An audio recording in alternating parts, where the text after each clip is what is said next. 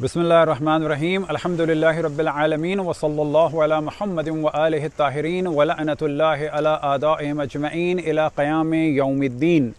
وقال اللہ تعالی وهو اصدق القائلین انما یرید اللہ لیذہب عنکم رجس اہل البیت ویطہرکم تطہیرا۔ جیسا کہ آپ کے علم میں ہے کہ اس وقت ایک کلپ چل رہا ہے اشرف جلالی صاحب کا کہ جو آئے دن کوئی نہ کوئی نیا شوشہ چھوڑتے رہتے ہیں کہ پہلے حضرت ابو طالب کے بارے میں نازیبہ الفاظ کہے، اب حضرت فاطمہ زہرا صلوات اللہ وسلام علیھا کہ جو رسول اللہ صلی اللہ علیہ وسلم کی صرف صاحبزادی نہیں تھیں بلکہ وہ صاحبزادی تھیں کہ جن کے بارے میں اشرف الانبیاء نے ارشاد فرمایا فاطمہ تو بضعۃ منی کہ فاطمہ میرا ٹکڑا ہے۔ یہ موصوف خلیفہ اول کا دفاع کرتے ہوئے فرماتے ہیں کہ حضرت فاطمہ نے غلطی کی اور بعد میں خلیفہ اول سے راضی ہو گئیں۔ تو یہاں پر ہم توجہ دلائیں کہ حضرت فاطمہ زہرا سلام اللہ علیھا کا حق تھا جو رسول اللہ صلی اللہ علیہ وسلم نے ان کو ان کی زندگی میں دے دیا تھا۔ اب جب یہ کہا جاتا ہے کہ انہوں نے جب مطالبہ کیا تو خلیفہ اول نے دینے سے منع کر دیا، اور جب خلیفہ اول نے روایت سنائی تو اس کے بعد وہ راضی ہو گئیں، ایسا قطعاً نہیں ہے۔ پہلی بات یہ کہ جب یہ کہا جائے کہ خلیفہ اول کو رسول اللہ نے فرمایا تھا صلی اللہ علیہ وسلم نے اس روایت کے بارے میں، تو یہ در حقیقت توہین ہے خود رسول اللہ صلی اللہ علیہ وسلم کی، کیونکہ ان کی ذمہ داری تھی ایز اے نبی کہ یہ مسئلہ تمام مسلمانوں کو بتاتے، اور ایز اے نبی اور ایز اے والد ان کی ذمہ داری تھی کہ یہ مسئلہ اپنی صاحبزادی کو بتاتے، نہ یہ کہ کوئی بھی شخص اس مسئلے سے آشنا نہیں تھا، صرف اور صرف خلیفہ اول ہی آشنا تھے۔ جبکہ خلیفہ اول اسی مسئلے میں پہلے اپنی رائے دے چکے تھے کہ جس کا ذکر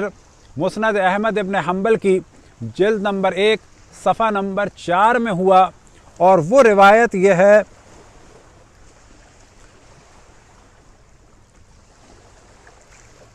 کہ حضرت فاطمہ سلام اللہ علیہ نے ابو بکر کے پاس بھیجا اپنا ایک نمائندہ، اور روایت یہ ہے ارسلت فاطمہ الی ابی بکر انت ورثت رسول اللہ صلی اللہ علیہ وآلہ ام اہلہ، کیا تم وارث بنو گے رسول اللہ صلی اللہ علیہ وسلم کے وارث بنے یا ان کے اہل؟ فقال لا بل اہلہ، کہ خلیفہ اول نے جواب دیا کہ نہیں بلکہ ان کے اہل وارث بنیں گے۔ یہ معاملہ تھا پہلے مرحلے میں۔ بعد میں انہوں نے اپنے پاس سے ایک روایت بنائی،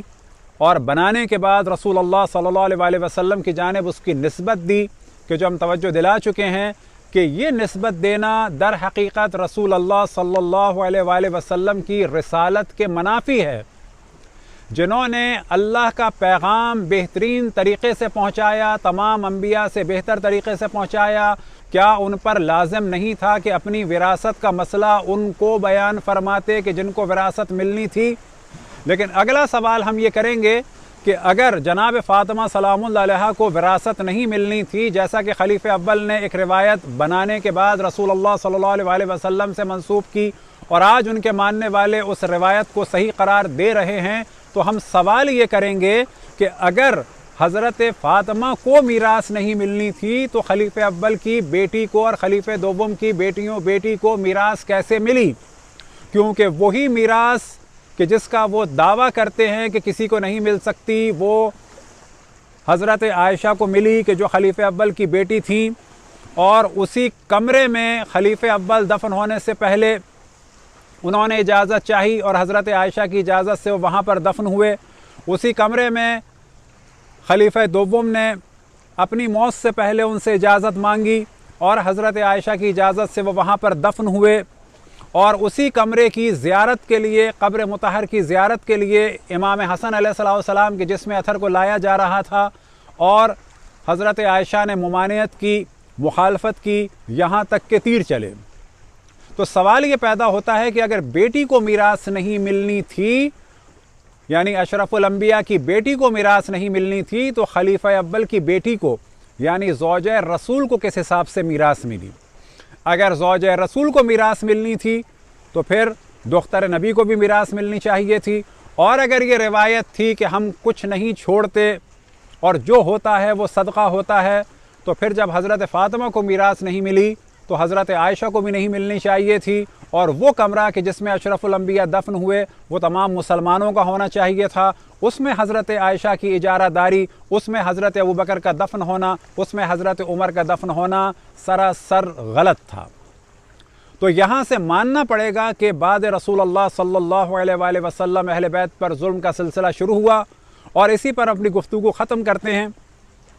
کہ یہ ظلم کس نے کیا، کس نے نہیں کیا، لیکن اتنی بات کنفرم ہے کہ اہل بیت پر ظلم ہوا۔ تمام مسلمانوں کو یہ سوچنا چاہیے کہ اشرف الانبیاء کے بعد جو ظلم کا سلسلہ ہوا وہ بڑھتے بڑھتے یہاں تک پہنچا کہ نبی کی نواسیوں کی چادروں کو چھینا گیا اور نبی کی نواسیوں کو اسیر کیا گیا، نبی کے نواسے کو قتل کر کے سر نوک نیزہ پہ بلند کیا گیا۔ آج یہ نسبت دی جاتی ہے کہ یہ کام شیعوں نے کیا۔ ہم یہ درخواست کرتے ہیں تمام مسلمانوں سے تحقیق کریں، اہل بیت کا ساتھ دیں، جنہوں نے بھی اہل بیت پر ظلم کیا ان پر لعنت بھیجیں، خدا، رسول اور ملائکہ کی اور تمام مومنین جن و انس کی لعنت ہو ہر اس شخص پر کہ جس نے اہل بیت سے بغض رکھا، اہل بیت پر ظلم کیا، اہل بیت پر ظلم کے لیے راہوں کو ہموار کیا، اور ہر اس شخص پر کہ جو اس ظلم کو جانتا ہو اور چھپاتا ہو۔